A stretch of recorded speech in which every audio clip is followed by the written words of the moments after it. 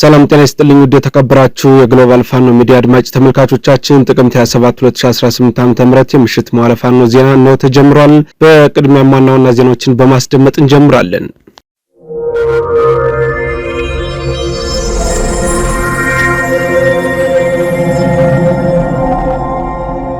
የአማራ ፋኖ ብሔራዊ ኃይል ምዕራብ አማራ ቀጠና ቴዎድሮስ ህዝብ በወንበርማ ድል መቀዳጀቱን አስታውቋል። ዝርዝር መረጃውን አዘጋጅተናል፣ ወደ እናንተ እናደርሳለን።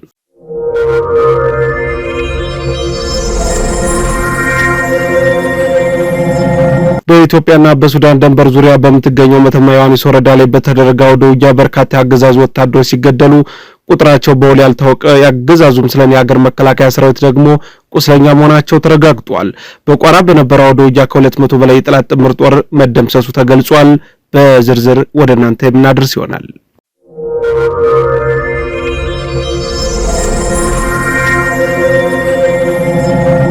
በደቡብ ኢትዮጵያ ክልል በዘይሴ ብሔረሰብ ላይ የጋሞ ዞን መዋቅር አመራሮችና የክልሉ ርዕሰ መስተዳድር አቶ ጥላሁን ከበደ ከወትሮ በተለየ የዘይሴ ህዝብ ዘር ማጥፋት ዘመቻውን ማስቀጠላቸው ተነግሯል። በዝርዝር እናደርሳችኋለን።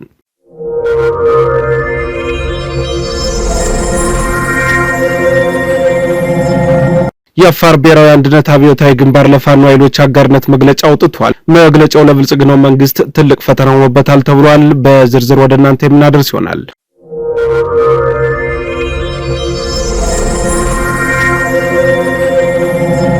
ውድ የተከበራችሁ አድማጭ ተመልካቾቻችን እነዚህና ሌሎች አበይት መረጃዎችን በዝርዝር እያስደመጥናችሁ አብረናችሁ ቆይታ እናደርጋለን። እስከ ፍጻሜው ድረስ አብራችሁን ትቆዩ ዘንድ የአክብሮት ግብዣችን ነው። ወደ ዝርዝሩ አልፋለሁ።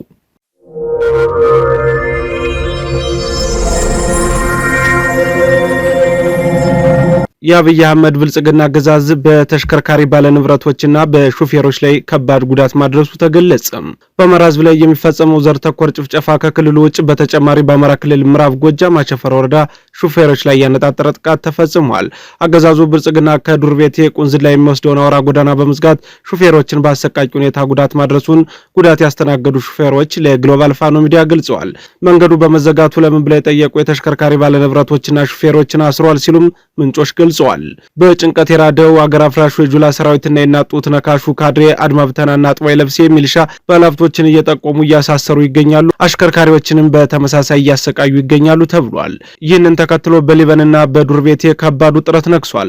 አገዛዙ ብልጽግና መነሻቸውን ከባህር ዳር ባደረጉ ተሽከርካሪ ሹፌሮች ላይም ከባድ የሆነ ጉዳት ማድረሱ ተዘግቧል። ከደብረ ማርቆስ ወደ ባህር ዳር በሚጓዙ ተሽከርካሪዎች ላይም እርምጃ መውሰዱን የአካባቢው ነዋሪዎች መረጃውን አጋርተውናል። አገዛዙ ብልጽግና በእነዚህ አካባቢዎች ተደጋጋሚ ጥቃት የፈጸመ ሲሆን ትናንትናና ዛሬ የተፈጸመው ጉዳት ግን ከስካውኑ የተለየ ነው ተብሏል።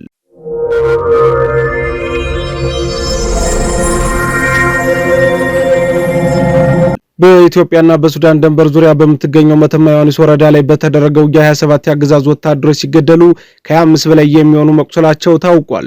በቋራ በነበረው ውጊያ ደግሞ ከ200 በላይ ጠላት ጥምር ጦር መደምሰሱ ተገልጿል።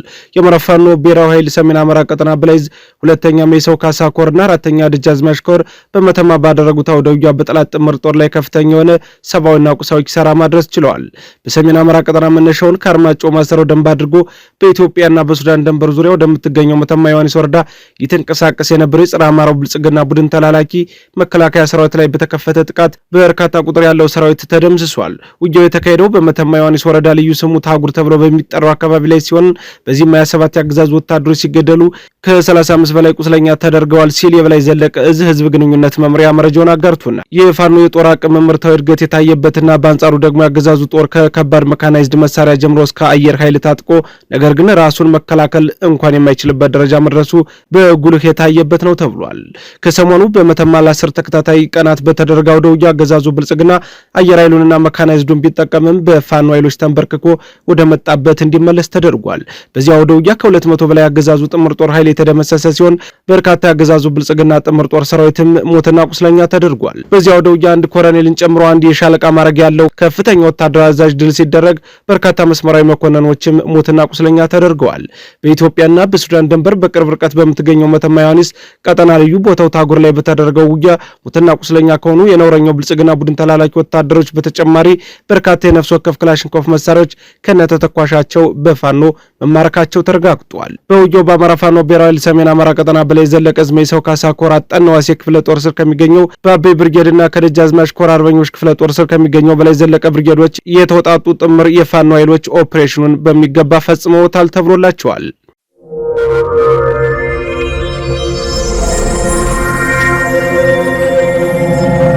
ይህ በእንዲህ እንዳለ በቋራ በነበረው አውደ ውጊያ ከ200 በላይ የሚሆን የጥምር ጦሩ ኃይል ሙትና ቁስለኛ መደረጉን የሰሜን ምዕራብ ዕዝ ከፍተኛ ወታደራዊ አዛዥ አስታውቋል። በቋራ በነበረው ወላህ አስጨራሽ አውደ ውጊያ ከፍተኛ ወታደራዊ አዛዥ ጭምር ድል የተደረገበት ሲሆን አገዛዙ በዛሬው ዕለት ደግሞ አንድ የሻለቃ መሪ ያለው አመራር መገደሉን ከአዳቸው የወጡ የሰራዊት አባላት መረጃውን አጋርተውናል። በቋራ ከአንድ ሳምንት በላይ በዘለቀው አውደ ውጊያ አገዛዙ ብልጽግና ከፍተኛ ሽንፈትን አስተናግዷል። አገዛዙ ብልጽግና በቋራ ከፍተኛ ሰራዊት ማጣቱንም የሰሜን ምዕራብ ዕዝ ከፍተኛ ወታደራዊ አዛዦች አስታውቀዋል። በሰሜን አማራ ቀጠና እንዳቤት ከተማ አካባቢም በተደረገው አውደ ውጊያ ከ25 በላይ የብልጽግና መከላከያ ሰራዊት አባላት ሙትና ቁስለኛ መድረጋቸው ታውቋል። በአንዳቤት ከተማ ዙሪያ ሜላ ቀበሌ ልዩ ስማቸው ወልዳህና መርጅና ጠንቆጥ ገብርኤል በተባሉ አካባቢዎች በተደረገው ውጊያ የውባንተ ልጆች ድል እንደ ሻማ ሲቀዳጁ፣ በአንጻሩ ደግሞ የጸረ አማራ አገዛዝ ተላላኪ ኃይል ከባድ የሆነ ሰብአዊና ቁሳዊ ውድመት ማስተናገዱን ግሎባል ፋኖ ሚዲያ ከቦታው ለማረጋገጥ ችሏል።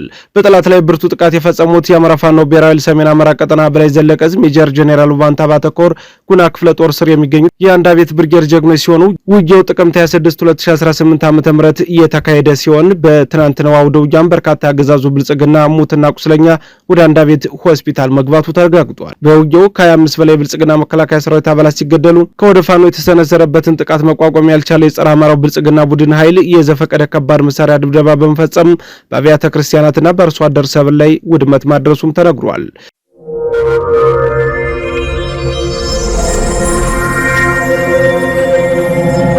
ይህ በእንዲህ እንዳለ የአማራ ፋኖ ብሔራዊ ኃይል ምስራቅ አማራ ቀጠና ምኒልክ ዕዝ የደጋው መብረቅ ኮር አንሻ ክፍለ ጦር ክንዱ አሻግር ሻለቃ በዛሬው ዕለት ከጠላት ጋር በተደረገው አውደ ውጊያ ትልቅ ድልን መቀዳጀት ችሏል። በአውደ ውጊያው ከተገኙ አሁናዊ ድሎች ከ10 በላይ የጠላት ሰራዊት ሲደመሰስ ከ15 በላይ ቁስለኛ በማድረግ ታላቅ ጀብዱን ፈጽመዋል። በመቄት ወረዳ ገረገራ እየተባለ በሚጠራው ቦታ ላይ ጥቅምት 27 2018 ዓ.ም በነበረው ጦርነት የፋሽስቱ ሰራዊት ጥምር ኃይሉን ጨምሮ 4 ድሽቃና ሞርተር አዋቅሮ በአንድ አውደ ውጊያ ያካሄደ ቢሆንም በአንድ ሻለቃ ፋኖች ብቻ ከፍተኛ የሆነ ምት አስተናግዶ ወደ መጣበት ተመልሷል። ኮሩ በአካባቢው ለተከታታይ አውደ ውጊያዎችን ያደረገ ሲሆን በአገዛዙ ጥምር ጦር ላይም ከፍተኛ የሆነ ሰብአዊና ቁሳዊ ኪሳራ አስተናግዷል። አገዛዙ ብልጽግናም በደጋው መብረቅ ኮር ከፍተኛ የሆነ ወታደራዊ ሽንፈት ደርሶበታል።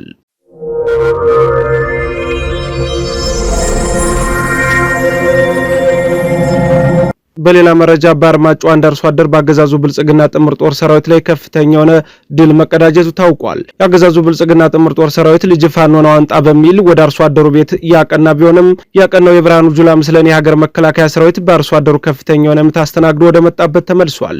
ልጅን አምጣ በሚልና መሳሪያውን ለማስፈታት ወደ አርሶ አደሩ ቤት የተጓዘው የአገዛዙ ብልጽግና ጥምር ጦር በአርሶ አደሩ በተከፈተበት ተኩስ በርካታ የአገዛዙ ጥምር ጦር ኃይል ሲቆስል 4 የመከላከያ ሰራዊት ደግሞ መገደላቸው ታውቋል። አርሶ አደሩ ለሰዓታት ከአገዛዙ ብልጽግና ጥምር ጦር ጋር የተዋጋ ሲሆን በአገዛዙ ጥምር ጦር ላይም ከፍተኛ የሆነ ሰብአዊና ቁሳዊ ኪሳራ አድርሷል። በዚሁም በአንድ አርሶ አደር ብቻ 4 የመከላከያ ሰራዊት ሲገደል በርካታ ደግሞ ቁስለኛ ሆኖ ወደ ሆስፒታል መግባቱ ተረጋግጧል።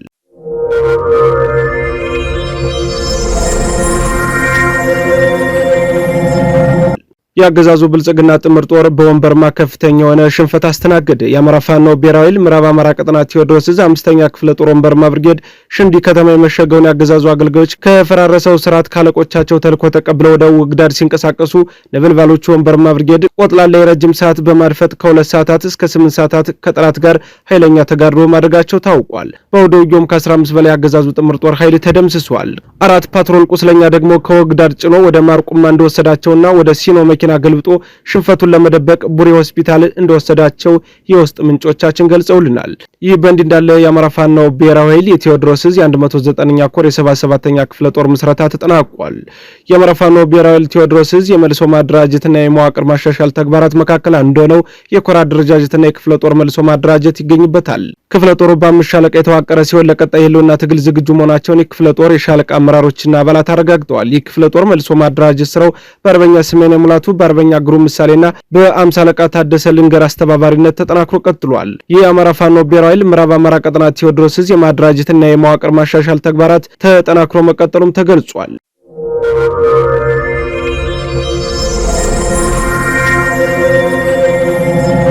የአማራ ፋኖ ብሔራዊ ኃይል ምስራቅ አማራ ቀጠና ምኒልክ ዕዝ ንጉስ ሚካኤል አሊኮር በስሩ የሚገኙ ክፍለ ጦሮችን ሪፎርም ማድረጉን አስታውቋል።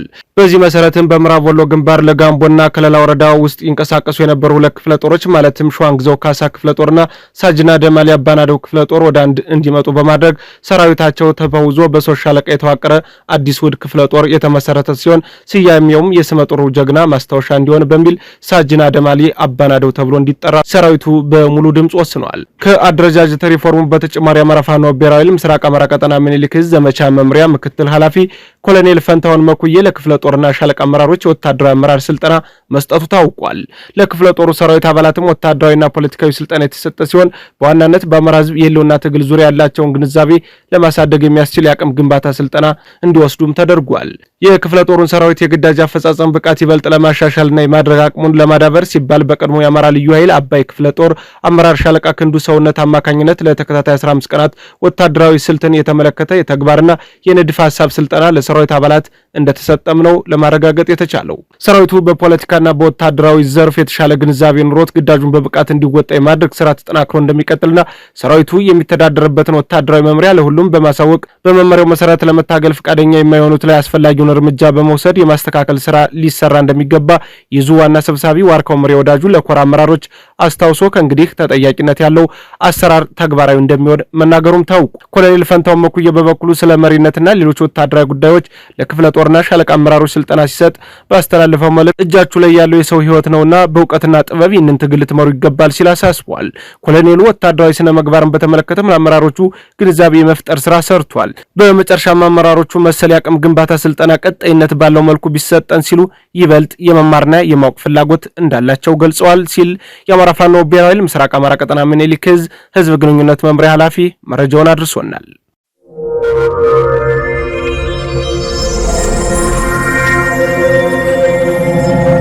የአፋር ብሔራዊ አንድነት አብዮታዊ ግንባር ለፋኖ ኃይሎች የአጋርነት መግለጫ አውጥቷል። የተከበራችሁ መላው የአፋር ህዝብና የኢትዮጵያ ብሔረሰቦች በሙሉ የአፋር ህዝብ ክብርና ጥቅም እንዲሁም ሉዓላዊነትና ደህንነት ከየትኛውም የውስጥና የውጭ ጠላት እንዲጠበቅና እንዲከበር ለበርካታ ዓመታት በደምና ባጥንት ብዙ መስዋዕትነትን እየከፈለ የመጣ ግንባር መሆኑ ይታወቃል ሲል በመግለጫው አጋርነቱን ሰጥቷል። የአሁኑ ትግላችን ከዚህ ቀደሙ የተለየ ያደረገው አንደኛ የብልጽግና ቡድን የአፋር ህዝብ ሉዓላዊ ግዛት ለሌላ አሳልፎ ሊሰጥ በመሆኑ፣ ሁለተኛ ቀይ ባህርን የኢትዮጵያ አካል እናደርጋለን በማለት የብልጽግና ግዛዝ የሚቀሰቅሰው ጦርነት በይበልጥ አፋርና አፋርን ለማጋደል የተጠነሰሰ ሴራ በመሆኑ፣ ሶስተኛ ክልሉን በለውጥ ስም ስልጣን የተቆጣጠረውና ለ7 ዓመታት እየመራ የሚገኘው የብልጽግና ቡድን በማናለብኝነት የህዝብ ሀብት በመበዝበዝ ጎሳን ከጎሳ በማጋጨት ወንጀል እየፈጸመ የሚገኝ በመሆኑ፣ አራተኛ በአፋር መሬት ላይ ለአብይ አህመድ አገዛዝ ፍላጎት ማስፈጸሚያ እየሰለጠኑ ያሉ የታጠቁ ኃይሎች አፋርን የደም መሬት ሊያደርጉት እየሰሩ በመሆኑ በእነዚህና ሌሎች የትግል መነሻ ምክንያቶች አፋር ህዝብ ያልተገባ መስዋዕትነትን እንዲከፍል ለማድረግ እየተሰራ በመሆኑ